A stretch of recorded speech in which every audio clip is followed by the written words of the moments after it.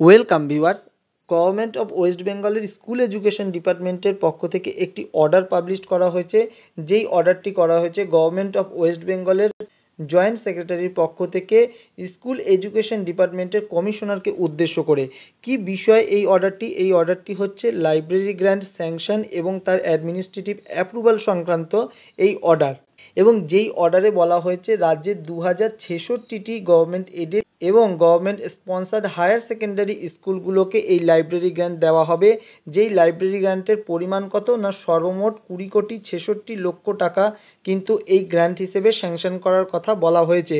এবং যেখানে প্রত্যেকটি স্কুল 1,00,000 টাকা করে পাবে তেমনই কিন্তু বলা হয়েছে। এবং সেখানে ডিএসি গুলোকে কিন্তু এই নির্দেশও দেওয়া হয়েছে ডিপার্টমেন্টসের এই স্যাংশন অনুযায়ী কিন্তু সেই ইউসিও সাবমিট করতে বলা হয়েছে।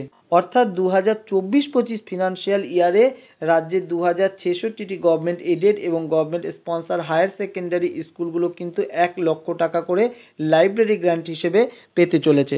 ধন্যবাদ।